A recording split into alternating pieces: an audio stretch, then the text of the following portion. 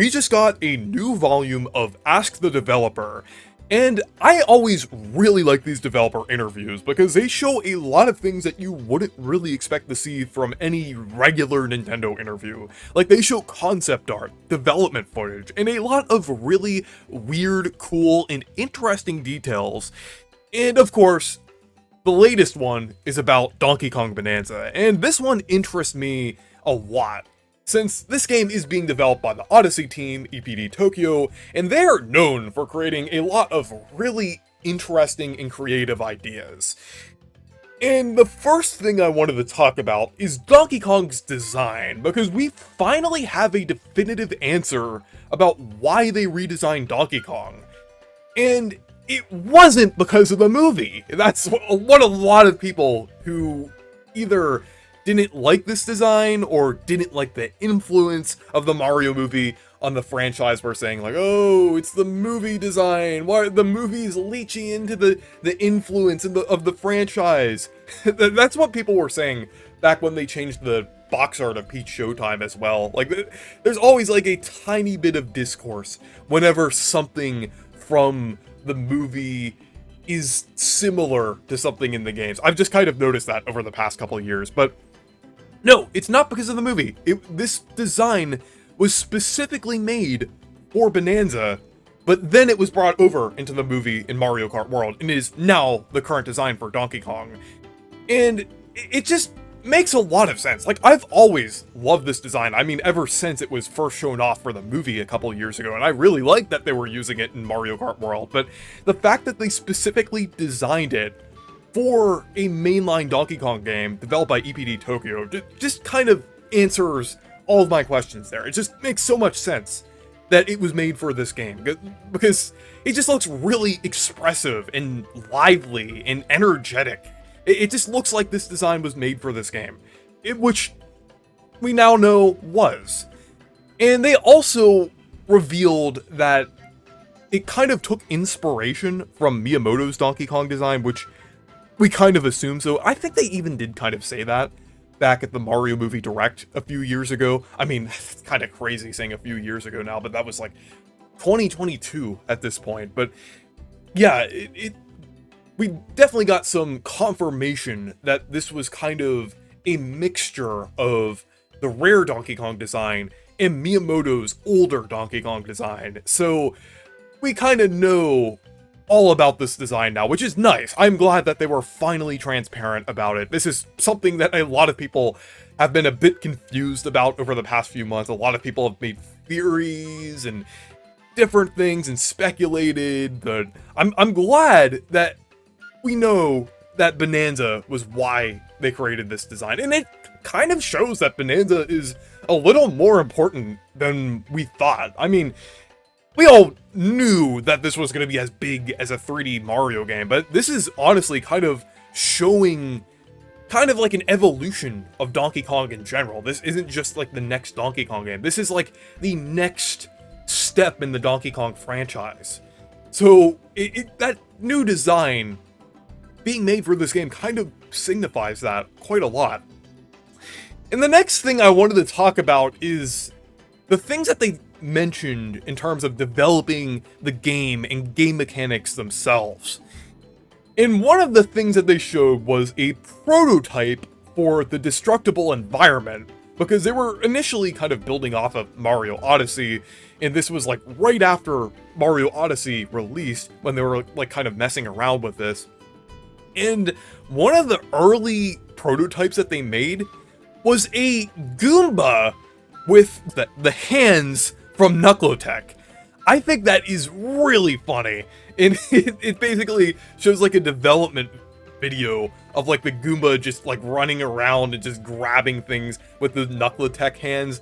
It is just really funny. It's just kind of funny to see that this game started out as just like a like a tech demo with a Goomba just running around. I just think that's really funny. And I know that they didn't really intend on this being like a Goomba themed game, but just the thought that this started out as just like a Goomba just like breaking things and just throwing rocks around is just kind of hilarious, honestly. They also went into detail about how Donkey Kong Bonanza is built off of voxels, which I think is really interesting because when I think of voxels, I usually think of kind of blocky or cube-esque models and things used in games like that. Not really how Donkey Kong Bonanza looks, but they mentioned how voxels are kind of a part of the more of the internal structure with how they're like assigned to materials, with how they can be broken, and just how everything functions, which I think is really interesting. I never really would have associated voxels with how Donkey Kong Bonanza works, but I'm not really that knowledgeable in video game development. I just think it's just pretty interesting to see, like, as just someone who has just a very basic understanding of it. And they also showed that they originally used voxels in Mario Odyssey, specifically in the Luncheon Kingdom, where they were kind of like, you could break up the cheese with the Hammer Bro, or you could like run through the snow in the Snow Kingdom. So it's kind of interesting to see like a very early element of something that would eventually be in Bonanza. I think we kind of see that a lot with certain games made by certain studios. Like sometimes they kind of hint at something or show like one little idea that they eventually build off of in another game. So it's pretty interesting that its roots kind of started back in the game, in Mario Odyssey itself. And then they also went into how the game was originally developed for the Switch 1, which we already knew based on other interviews, but we actually got a screenshot of how it looked on the Switch 1. I'm not sure if this was like at the point in development when they were still developing the game for the Switch 1, because they switched over to the Switch 2 quite a while ago. They said 2021, but it still looks pretty similar. Like, I mean, at least with just the very basic environment, but at the same time, it does have like a very different UI, and the environment like looks a little different as well. So, and it's also, they're kind of very barren, which what it was demonstrating here, like kind of the difference between the Switch 1 and Switch 2, because they were able to render quite a lot more on the Nintendo Switch 2, and it also just looks a lot better as well.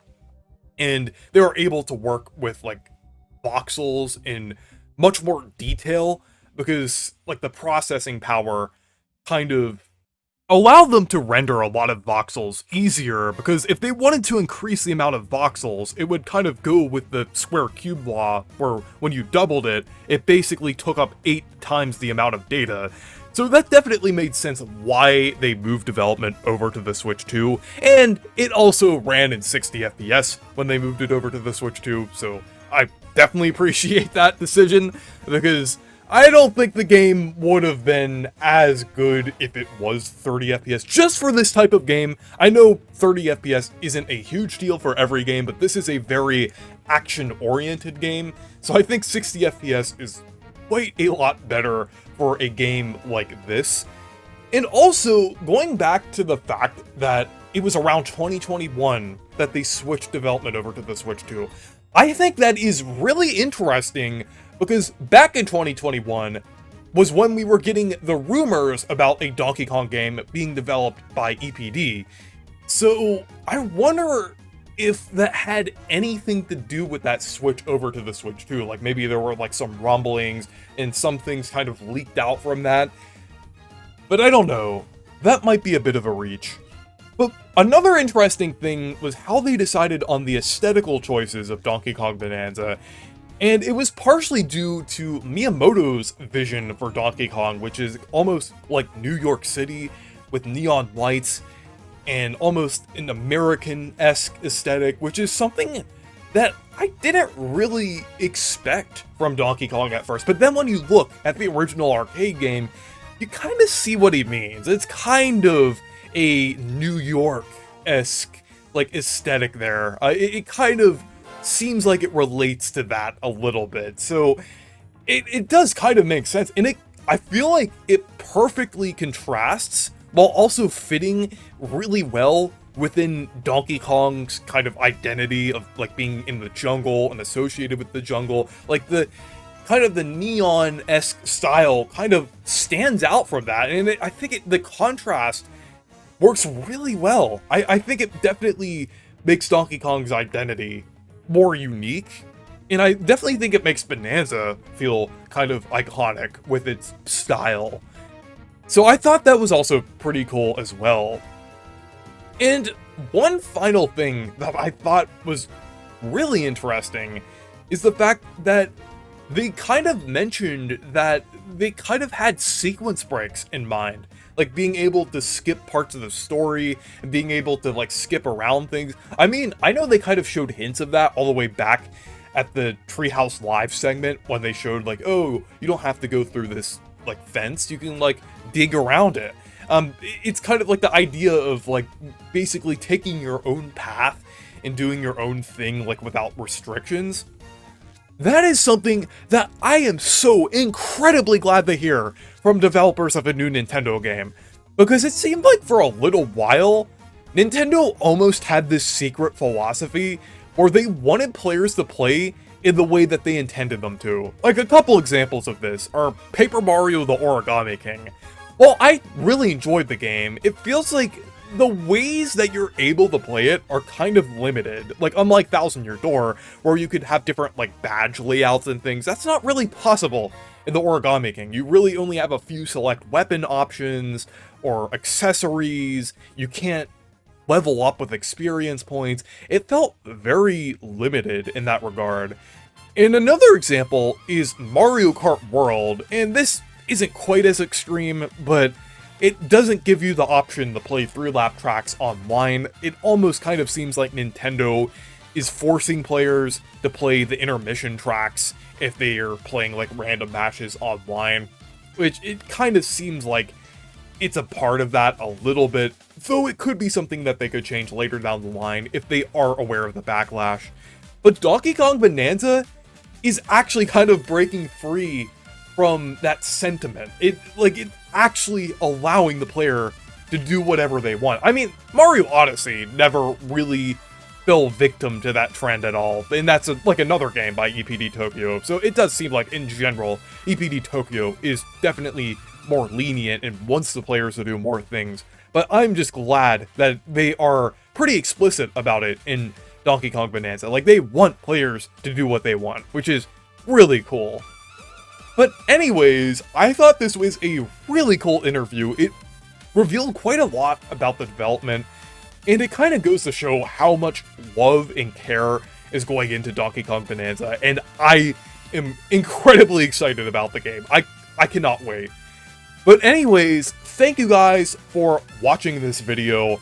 Make sure to leave a like and subscribe for more, and make sure to check out my Discord server and Blue Sky if you want to. Stay perky!